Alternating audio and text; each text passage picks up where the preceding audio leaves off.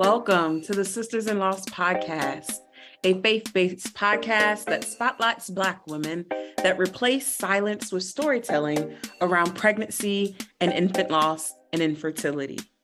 Black women experience miscarriage and stillbirth 4 to 5 times more likely than white women in the United States, according to the CDC and NIH. Whether you've experienced a miscarriage, infant loss, or stillbirth, are trying to conceive, or have an infertility diagnosis, you will learn about resources and strategies to heal, gain clarity, peace, and hope, and find an empowering path forward after loss.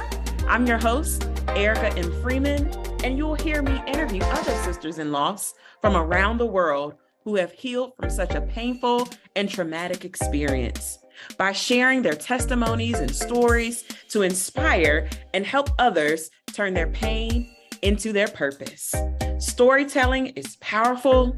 Storytelling is activism. Storytelling is healing. Now let's get started.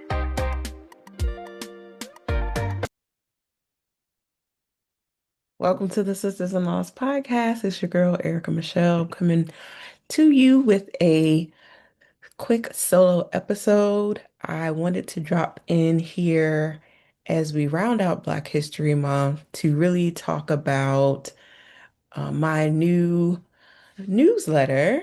The newsletter is called Held Here, and it is my space on the interwebs where we can explore what it means to be held collectively, held as a community, but where Black women's voices and maternal health loss and healing is centered, where grief meets policy and storytelling becomes advocacy. I kicked this off during MLK Day a couple weeks ago or last month.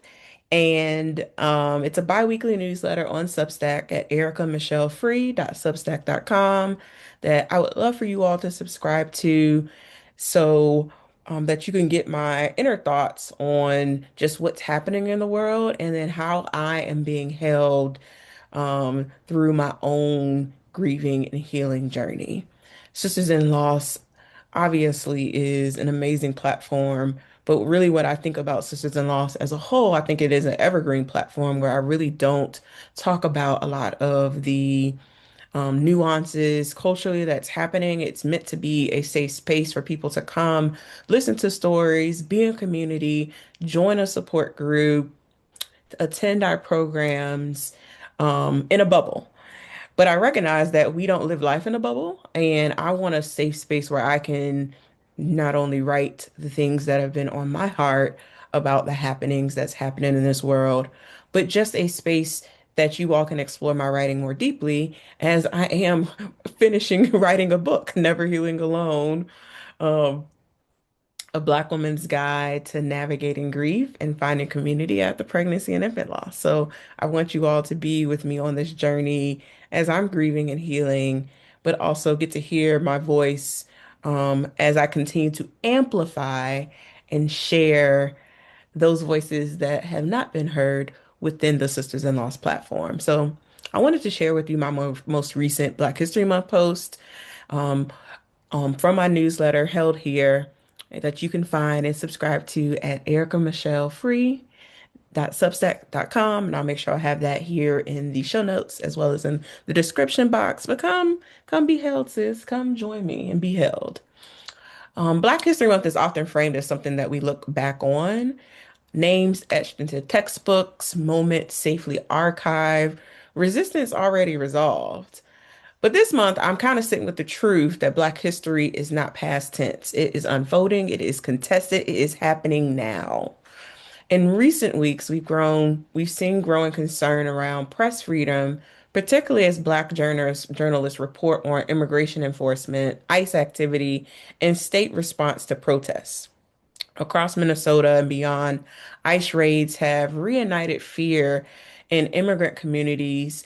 Families have been disrupted, neighborhoods have been on edge, lives interrupted with little warning. Journalists on the ground have faced intimidation, detention and arrests while doing what a free press is meant to do, document what is happening in real time.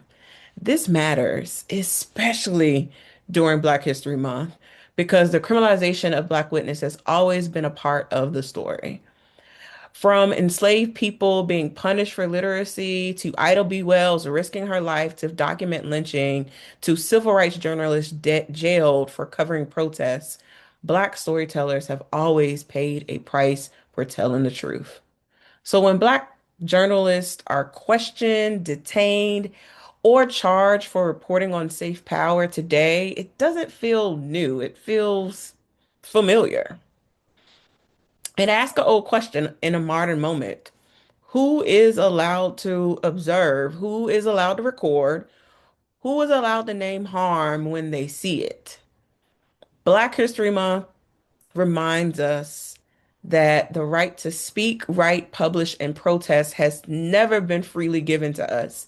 It has always been demanded.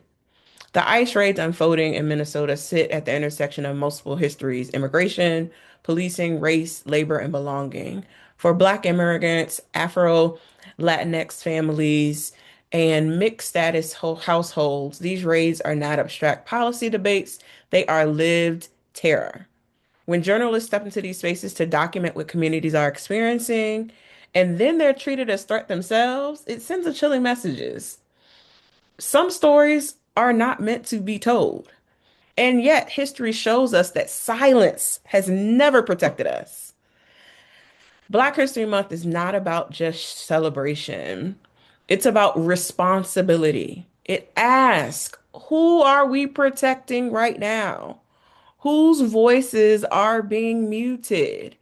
What stories will generations say when we choose to tell or ignore? This month invites us to honor not only the heroes whose work is complete, but the people currently risking their safety to bear witness: journalists, organizers, community members, and everyday truth tellers. How am I being held today? Today, I'm being held in quiet ways. I'm being held by pauses, by moments where I don't have to explain why this news feels heavy in my body. I'm being held by community texts that say, I saw that too, without needing a full conversation. I'm being held by breath, by stretching time, by choosing rest as an act of refusal. I'm being held by the knowledge that I don't have to witness everything alone. That even when the world feels loud, violent, and unrelenting, there are spaces like this one where grief, anger, and hope can coexist without being fixed or silenced. Being held today doesn't mean being untouched by what's happening. It means being supported while I feel it. And that too is Black history. What I've been reading If I Rule the World by Amy Barnett, and it keeps nudging me back to this truth. Imagination is not escapism, it's strategy. Vision is not naive, it's necessary, especially when systems try to convince us that harm is inevitable and resistance is futile. The ability to imagine something different has been a Black inheritance. So an affirmation as we move through and in Black History Month is that I'm holding for you all, and this is an offering to you all, is I honor Black history by protecting my voice, my body, and my rest. I'm allowed to witness without being consumed. I'm allowed to speak without permission. I'm allowed to be held while telling the truth. While what I carry matters, what I name matters, I do not walk this moment alone. May we remember that Black history is not only written in resistance, but also in care, community, and in spaces where we choose to hold one another together when the world refuses to. Let's heal together. Thank you all for listening, and I hope that you all subscribe to my new Substack at ericamichellefree.substack.com, and I'll see you on the next one. Bye, everybody. Thank you for listening to today's episode. For show notes, go to sistersinloss.com. To stay connected with us and join the Sisters in Loss community and receive my weekly newsletter, please go to sistersinloss.com/newsletter. That is sistersinloss.com/newsletter. Please rate and review this episode, and I will talk to you next week.